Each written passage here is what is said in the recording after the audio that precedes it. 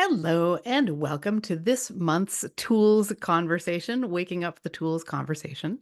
I am here with my friend, former colleague, and former coach, Andrew Moss, who um, helped. We played with some wonderful concepts that had been around for a really long time and made them work for me in a place where I really, you know, was growing or in a way that I was really growing. And most of them, not the one that we're going to talk about today, but most of them are Mhm. in the tools section of this book, Waking Up, which is the book that I wrote about my experience solo hiking across England, becoming the person who could do that. It's been just about a year since that book was published. So that's wild to me. And welcome, Andrew. It's great to see you. Thank you, Kate. It's great to see you as well. That's a year. Wow. Which means because we met in person um, around that time when I was in Washington, D.C. That's right. And so was I. Yeah, and so were you. Yes. So, wow, a year. Hmm. Yeah. Yeah, I know. Isn't that wild? I believe I think it was a little later in June. I think I left Washington, D.C. I remember it because it was the 25th, which happens to be my husband's birthday. So, Mhm. Cool. um, and it's just interesting to think about, like, that's just hitting me now that this book has been published for a year. And And a few things have happened since then. a few things have happened since then.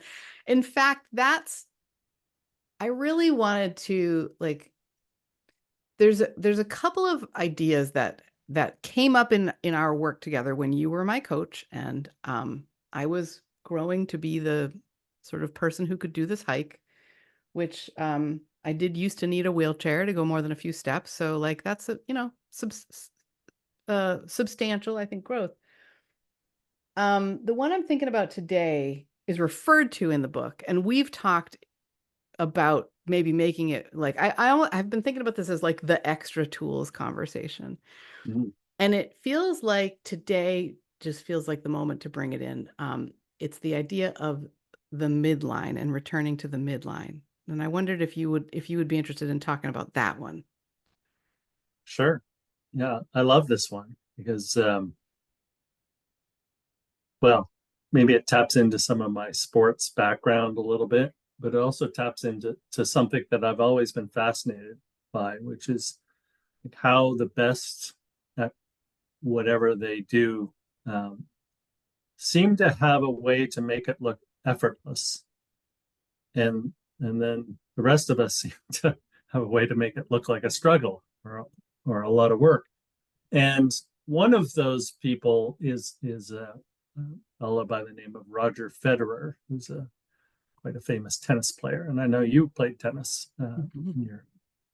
in your life as well. And I remember even growing up when Roger was first coming on the pro circuit and watching him play, thinking he doesn't look like he's running fast. He's not a big, strong person. Um, None of the shots that he hits seem to be that difficult for him to reach. And I remember when I was learning how to play tennis and other racket sports, there was a coach who kept telling me, get back to the midline, get back to the midline, get back to the midline. And I never, like, I knew practically what he was talking about because there was actually a little midline on the baseline of the tennis court. And his point was get back there. Um, and a great coach doesn't just tell you what to do, they help you understand why you might want to adopt this. And Mhm. unfortunately that coach didn't really know how to do that very well, so all he was trying to do was kind of pound in repetition of this saying of get back to the midline. As it turns out, the point of being at the midline is that it's actually quite a lot easier to reach the next shot that's coming your way if you're standing somewhere near the midline and near sort of the baseline of the court, because you can run forwards, you can run sideways, you can run backwards, you can move to where the next shot might come and get to it. Mhm. Whereas if you go and hit a shot, far on one side of the court and linger in, watching the beauty of your shot as it goes over to your opponent, well, the next shot has a good likelihood to go to somewhere that you have no ability to get to because you've stayed in this sort of side of the court. And I remember when we were having some of our coaching conversations, this idea of lingering in an emotion or in a feeling or in a thought pattern came up. And for some reason, that brought up, this idea of returning to the midline, because it's always, I shouldn't say it's always, I've learned through my life that if I live in a more neutral state day to day, if I don't linger in the goods or the bads, if I realize that all these things will pass and new things will show up, then the best place to deal with whatever might come next is from the midline, or from this sort of neutral state of emotional state, but not also like not getting caught up in too much thinking about what's just happened or what might happen. And so for me, that's, when we were talking about returning to midline, it was really coming from a place of uh, sort of a more neutral or a more um, calm state of mind, so that whatever might happen next, I had the greatest chance to be able to respond to it in a way that was helpful. So that's where this tool came from for me. A little bit of a sports background to it, but how it applied to real life became really fascinating as I started to learn more about things like mindfulness and how our thoughts and emotions and our responses to them affect our experience of life. That this was actually at the core, and it was just an easy little thing to remember that, oh yeah, there's that little line in the court. I can get back to that and be ready for whatever, comes next in life. I remember it was um it was probably about a year before my actual trip, and I was experiencing some family drama. And I don't know, in our work, I was able to navigate it. Like, I basically was able to employ some tools and navigate it. And then there was one fairly biggish thing, and when I did that, I remember you saying, the best tennis players have a way of coming back to the midline, because that's where just exactly what you were just saying, because that's where they are going to be able to get, to be able to take the shots that come next, to be able to respond to what's happening next. And you just did that so gracefully. And I was like, wow, I really felt the empowerment of it. Because I think the other thing is, it didn't feel graceful inside. Like, I think somewhere in what you just said, you were talking about the difference between like externally and then what it feels like internally. Mm. And because I remember having the thought of like, boy, that didn't feel graceful, but it really, I think part of it is embracing the messiness of it. It's okay that it doesn't, I don't know. I didn't have the perfect words to do whatever. Like, it's never about that. It has been a lot of the learning of my life that returning to the midline means being able to say, okay, this is where we are. I can see the thoughts. And I'm not letting them sort of carry me away. Instead, I'm just returning to the midline. And if if it feels like I'm limping back there, well, that's okay, because that's what I'm doing. And Mm. um, yeah, so I remember that's how it came up at first. I think by the time I was in training to go do the England hike, it had really become like a part of my operating system, which is interesting. I was going to ask you that. Does it feel, you know, clunky today to do that, or does that feel like something that you've learned as a skill since I first introduced it? It's such a skill. Uh, and it's interesting because yes, it is. And it's led to some really interesting learning about I almost like, there's just been a lot. Well, there's been a lot going on in the world, and there's been a lot going on personally. some of which has been great and some of which has been terrible. And probably about a month ago, maybe a little bit more than a month ago, I was on my walk and I was trying to remember equanimity. Like, and I think I've shared here before that I got a concussion in late 2022 and it affected my vision. And when my physical therapist was helping me heal, she would say like, you don't close your eyes while you're doing our exercises. You don't close your eyes because that's your brain trying to avoid. And what we don't want is brain avoidance.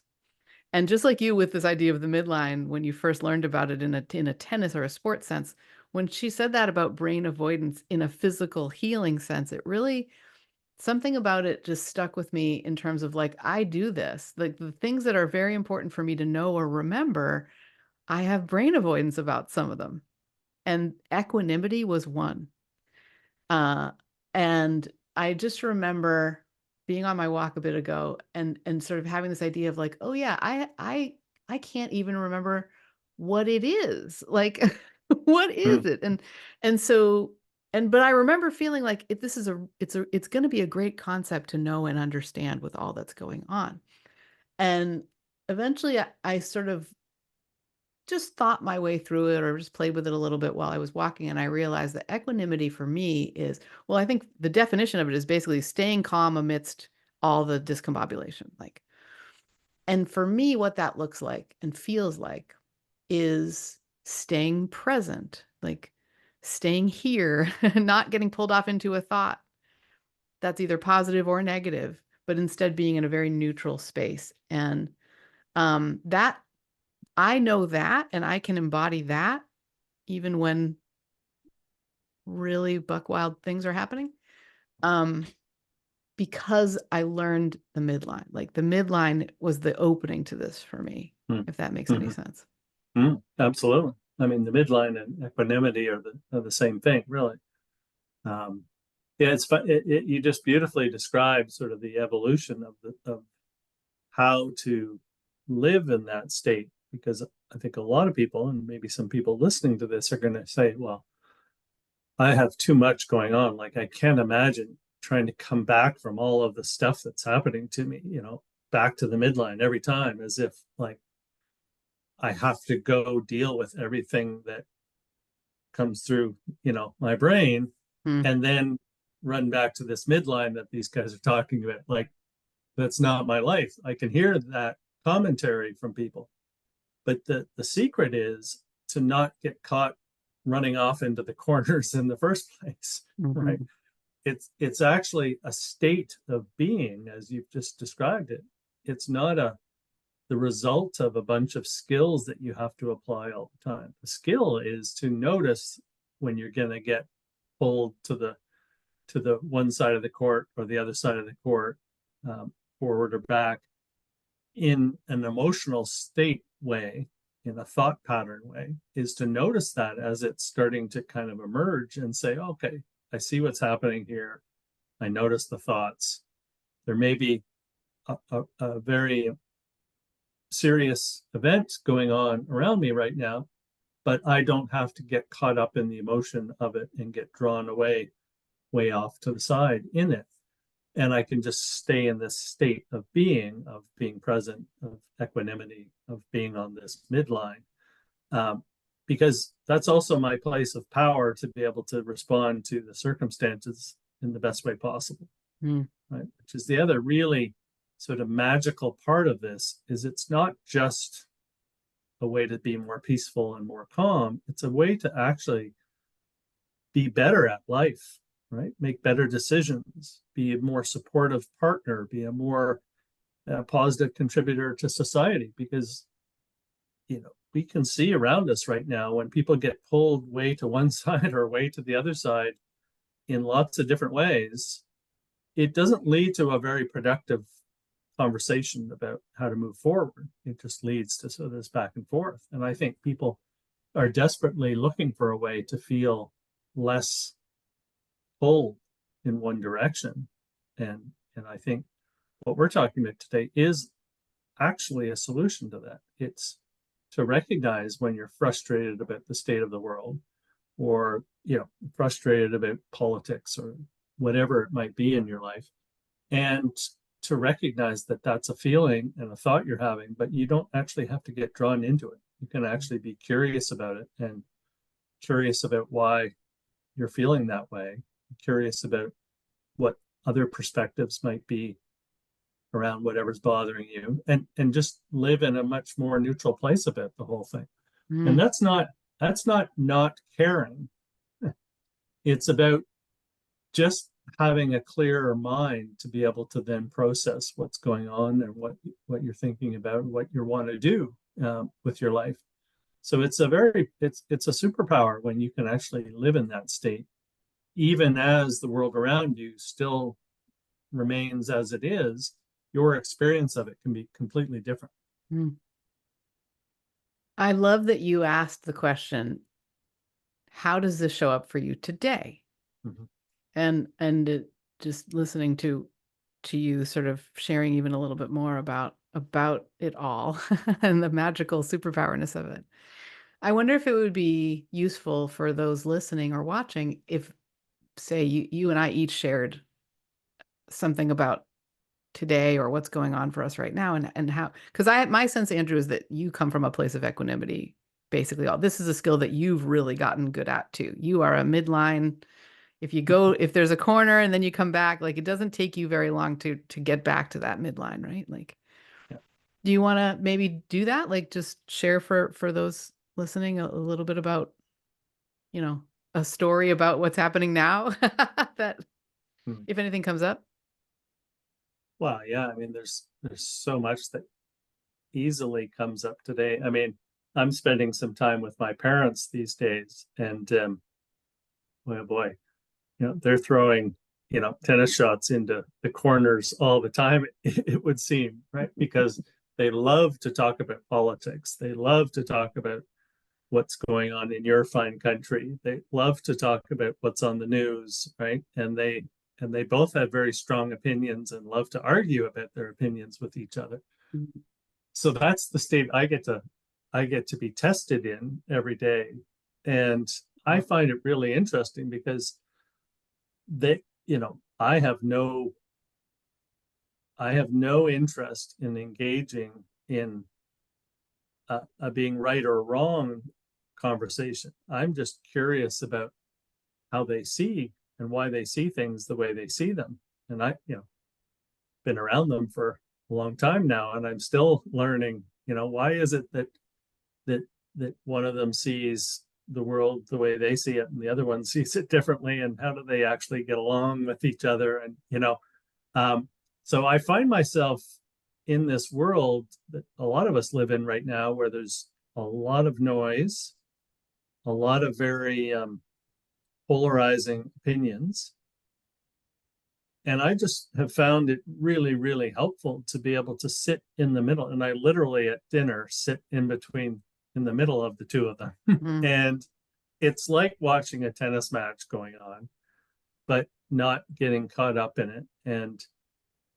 And I find it very informative, actually, because I think I have learned more about, well, both of them as humans, but I've also learned about how different people see the same thing in such a uniquely different way.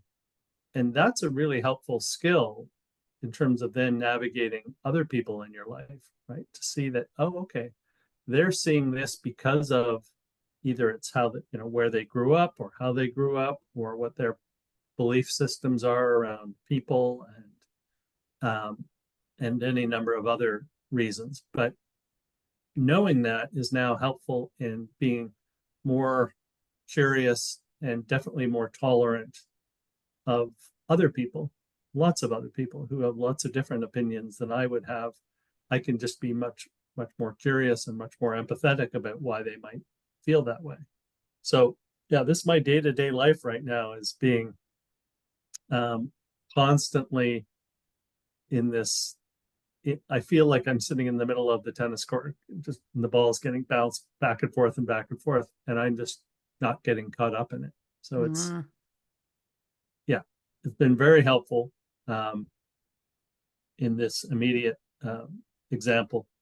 And then I'll just add very quickly, we talked several times on these chats about, even my boat trip and being around a whole diverse group of people in that setting for, you know, long periods of time, and not having a choice but, to escape anywhere. There wasn't anywhere to go on the boat to get away from it. And so I also realized that that was a really, really formative and helpful experience, because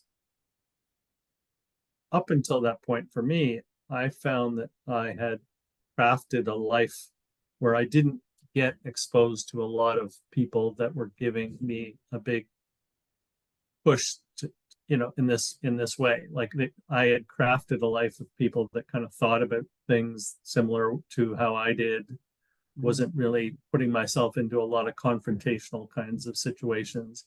So it was a pretty easy life. And then the boat was a real sort of shaking that up, because all of a sudden there was people from all over the world, different personalities, different ages, different backgrounds, different ways of dealing with stress and being tired and being hungry and all the rest. So it's an it's an ongoing learning process. That's what I would say. mm. And so what's happening today is just another level of that. But I think it's always, that's why I love the fact that it felt clunky to you at the start, because just like when we're learning to play tennis or anything, it's never perfect when we start, right? Like we trip over our feet trying to get back to the midline. We probably end up on our rear end half the time when Mm. we first start. But now, a couple of shuffles to the left and somehow magically we're back on this midline that we didn't even have to look for. Mm. We know where it is. And I think that is how we evolve, if we make this a part of our practice and make this part of our way of being, as you beautifully described it. So yeah, that's what's feeling relevant to me Present. right now. So I will share in a moment about, sort of a today or now story. I'm curious before I do, because, well, I'll just say this. I'm curious if your growth in developing this ability, being able to stay on the midline, or come back to it when you get pulled out, especially when you're in it for, there's lots of opportunities in daily life right now for you to be you're returning balls from a lot of different places on the court. Mm-hmm. Do you see, I think one of the things that's happened for me is the ability to see the patterns that were already in here that I've been able to choose to not engage with anymore, or to at least see and recognize. And I wonder if there's any patterns for you that you've noticed as you've been practicing the midline and the equanimity. Great question.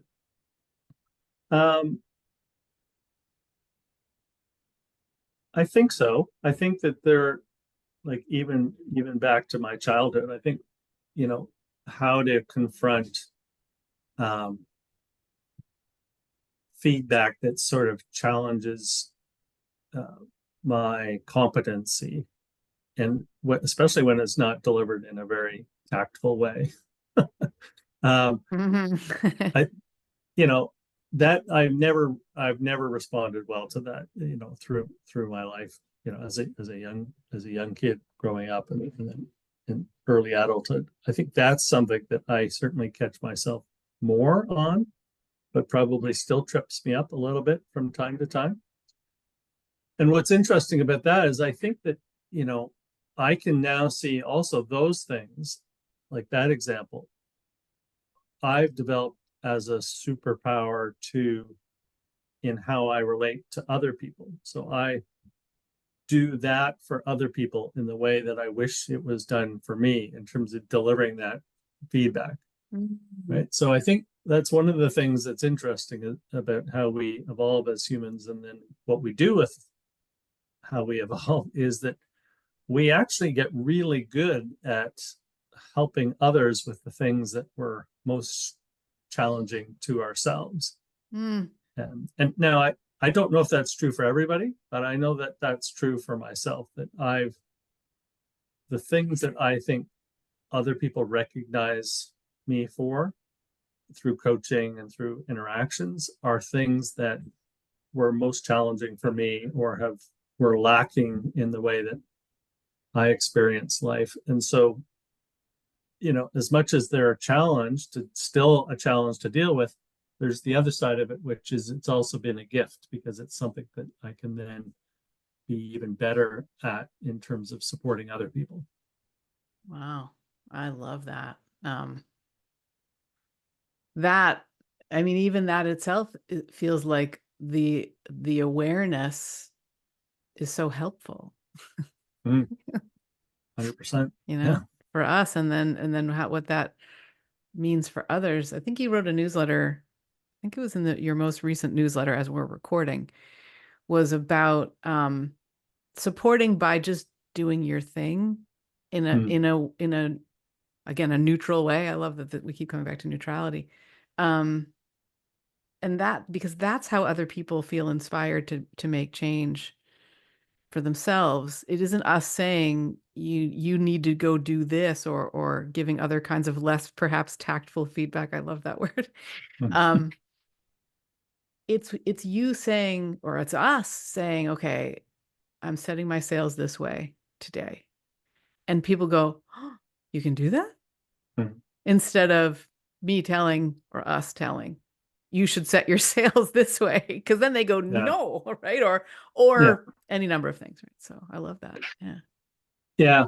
Yeah. I think that article was called The Ripple Effect or something like that. And yeah, and it struck me when I was writing that a lot of the feedback that I get as a result of my coaching or even writing that newsletter is feedback that really didn't have anything to do with the intention that I was putting into the the, the narrative, but it was something that somebody else took away from it and then chose to share with me. And I thought to myself, wow, actually it isn't about having this perfect message and this perfect you know tactic behind the messaging and all that.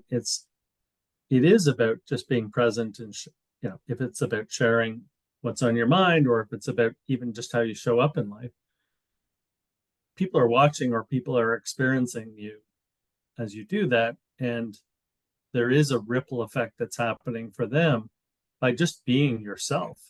Mm-hmm. And I think a lot of times, people, especially as coaches, we get people come to us who think that what they need is this big change in their life, when reality is what they most need is to be able to be more stable and more consistent at just being their natural self more often. Mm. And that natural self is not one pulled off into any of these corners that we've been talking about. Their natural self is sort of a calm, rational, somewhere near the midline person who's dealing with life and has some good days, some bad days, some good moments, some bad moments, but none of it really throws them off too much. Like most people, that's their natural state. And I think as coaches, like our biggest gift is to help somebody find that, because from there people can do all kinds of things. It's not like we have to take them all the way on this journey. We just need to get to them to this natural state. Another way of describing everything else we've described today of being present and being neutral and being in that sort of open-minded, ready to receive, ready to respond place. From there, I haven't met a human being that doesn't have the capacity to do amazing things from that space. So that's what this is all pointing towards. Mm. Thank you. Yeah. And I mean, you are a great example of that, from where you were when we started to then, hopping on an airplane, which in itself was a journey to get to that point. Yep. Yep. Yeah, Sure.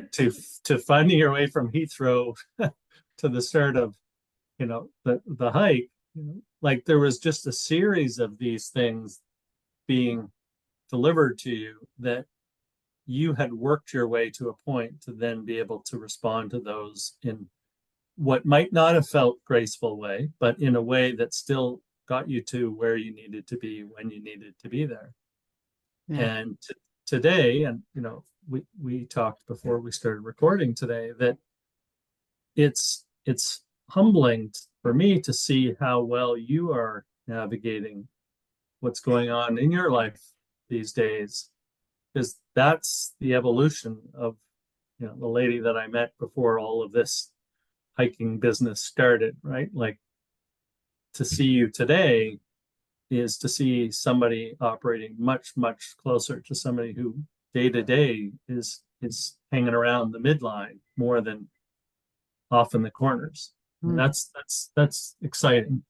Mm. Thank you. Uh, I, so the pattern was, or some of the patterns were, I give myself in service to others until there's nothing left. I do not have permission to do the things that I want to do because I'm so busy serving others, right? And I mean, in a way, I'm not worth, how can I say this? It's better for them to be alive than me. Something like that. Like these went really, really deep. Like I really felt very not empowered. And I share that because um well, because first of all, it was really fun to do the hike and it was really fun to encounter the challenges and it continues. Like once I learned that you could look at this as an adventure, that was amazing. And so today, just in the last uh very few days, I wanted to share about a great and a terrible. So, so that there's this. I accepted a huge commission, huge financially, also huge in the scope of it and in what's happening with it. So I'm creating a wonderful, wonderful art piece for someone who really, really values it. And that's exciting. So that's a really high point. And there's a lot of noise in here about, we talked about the amplifier a few talks back, tool talks back. There's been a lot of noise in here, but I've been able to just be like, okay, what's at the heart of this and come back to neutrality, come back to the midline. And then on Monday, a kid of mine was in a car fire and came out of it safely and okay. And I was able to say, okay, what I need now is processing. That's what I require. Like I've made sure I've hugged him. We're setting things in motion to, for the red tape aspects of it all, the insurance and new car and all those sorts of things. And I remember having this thought of, it's time to go on my walk. It's time to get out to this wonderful place near me that I can just be be with myself. And even having those thoughts and acting on them was a negation of the old pattern where I used to just take it and take it and take it until I live with a physical disability because of that, right? And while I was there, I was sort of, and just talking with, the universe or myself or whoever, all of the above. I had this thought of, you know, it's all, yes, I am a human with feelings, and it's, I can set that into a much, much bigger feeling and know that it's really okay for me to have the feelings I'm having and that I don't have to get carried away by any of them. I can stay in a wider perspective. And doing that meant that I could now be a support because I didn't need support. I could be there for my child who was the person in the fire, right? And instead of having some ideas in here about not, not worth kind of a thing, but without getting more into that. But and I think it's just, there was a time when I could not have done this, and it's really interesting to kind of look back and go, wow, like, with these, whether they're very positive or very negative, there is a midline there to that can, center me, help me feel grounded. And it's been in some ways, it's been a really interesting couple of weeks just from that, just to be able to go, oh, wow, this is how I'm behaving now and thinking now. Absolutely. Yeah. Yeah. And that's why, I think it's important to point it out is it's, you've continued to navigate forward through things that you might not have even imagined you could have handled, in isolation, either one of them, in at least not in a graceful and sort of like supportive way. It would have been a lot of getting caught up in the emotion of all of these things, or not even allowing yourself to receive the good that has been coming, or not being able to be in a state to support your son in the way that you were able. Like, so to see the benefits of just kind of staying midline-ish through it all, is wonderful, because it just kind of reinforces the learning and reinforces the value of continuing that practice. So that's it's exciting to see, because it just then, what's the next thing that has, that's lining up to come your way? Who knows? But it's not worrying about that, because you start to believe, well, I can handle it, good, bad, or whatever. It's just going to be another thing to grow from, or to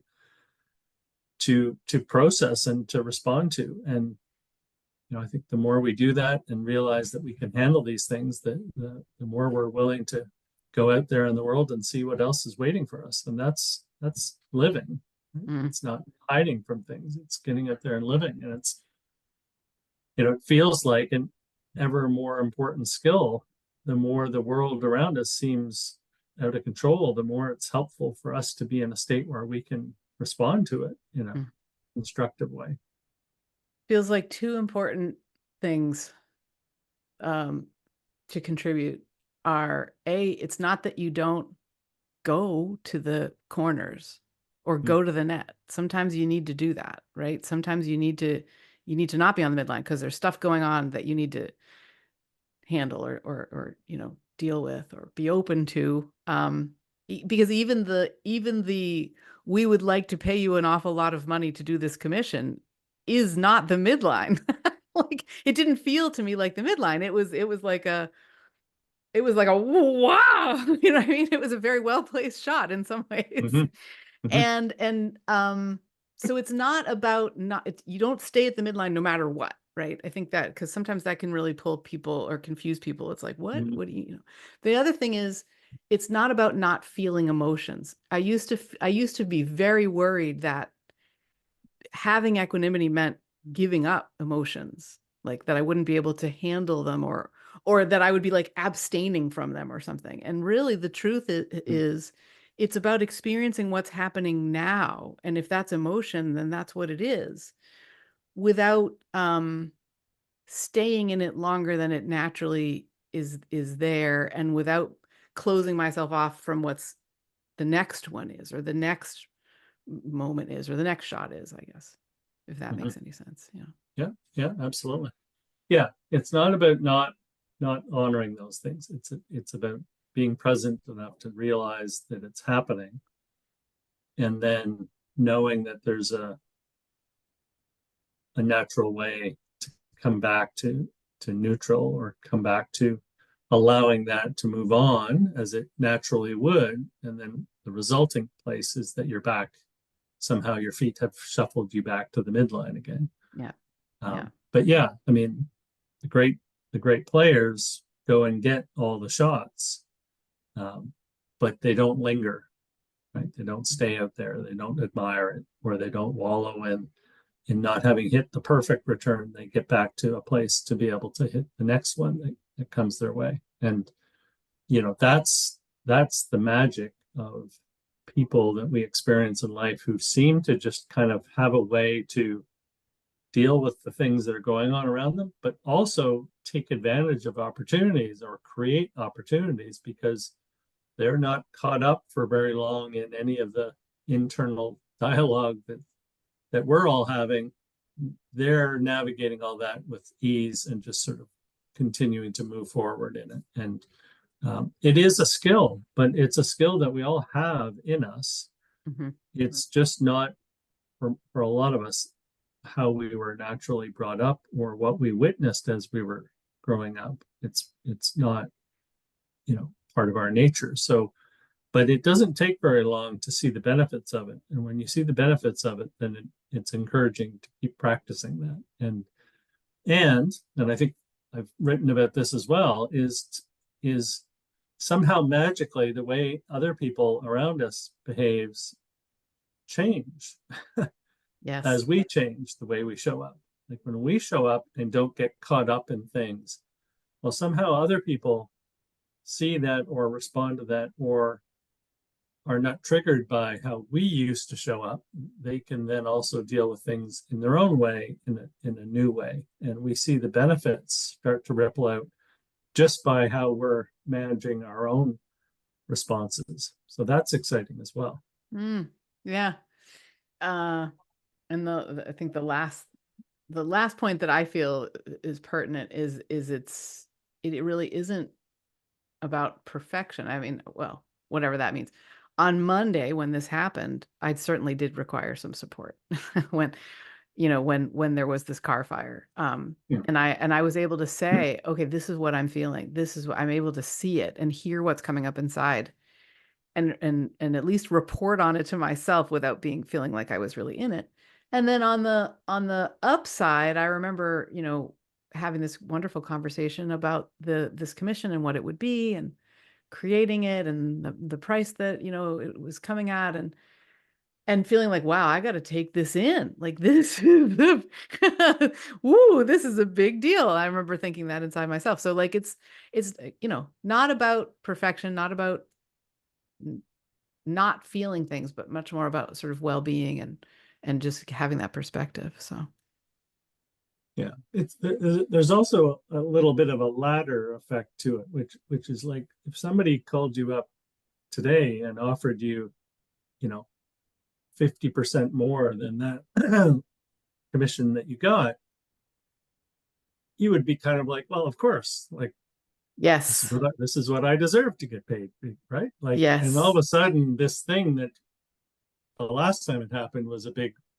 thing to respond to, all of a sudden starts to feel a little more normalized. yep, And so there is a ladder sort of effect in both ways. Like even the negative things, obviously any of us with kids, when something happens to our kids, like we have an emotional response to that. mm, But seeing also witnessing how our kids deal with these things yes, changes how we respond to it. And we start to sort of not worry less, but, get a lot less caught up in having to fix everything or do everything for them. Right. And yep, so, it's normal that when new things happen to us, our first attempt to midline this might feel awkward, clunky, definitely imperfect, but we do get better pretty quickly at it because it sets a new sort of thermostat for how we then judge the next thing that comes our way. And when I think about working with, just like you were saying before, like the clients that I'm working with, I can support them because that all feels there's a ladder effect of oh, okay, well now we know what this feels like. Now we know what this feels like. And that definitely comes into that work as well. So Mhm. woo. Well, this has been a quick one. Any final thoughts as we're wrapping up on the midline? No, just offer it as a really, really helpful tool, especially in today's world when it feels like there's so much that can pull us away from the midline. Um, is that, I think we have a choice to contribute to society in a way that can be constructive. And the only way to do that right now, I think, is to come at it from a place that's much more about this midline and about curiosity and about trying to understand where people are coming from and what people are going through to be the way that they are and to feel the way that they are. And that goes all the way up to the top of the power, chain of people in the world, that people are acting the way they are for a reason. Mm. And there's nothing positive that can come from going to the complete, corner of the court to try to fight that if you're not willing to try to understand it a little bit first. Yeah. And so that's my hope, is that there's a place for people to learn something about themselves and sort of how to stay in this midline state more for themselves, so that they can also then try to understand and support people who are going through their own stuff in a more helpful way. Mm. Hear, hear. I love it. That's a great last word. Thank you. Thank you, Kay. Yeah. Folks, go check out Andrew's newsletter. It is called Living in Flow, right? Is it called Living in Flow? And it's in LinkedIn. It's still called Living in Flow, and Mhm. it's still in LinkedIn for now. Yeah. Yep. And I'll link to that in the notes for this. And look forward to the next one. I believe we've got 3 more conversations about Oh, 3 wow. more tools. So we'll do that mid-month next month. Great talking with you today, Andrew. Hope it's helpful for those of you listening and watching, and look forward to when we get to do it again. Likewise. Thanks, Kay. Yeah, thank you.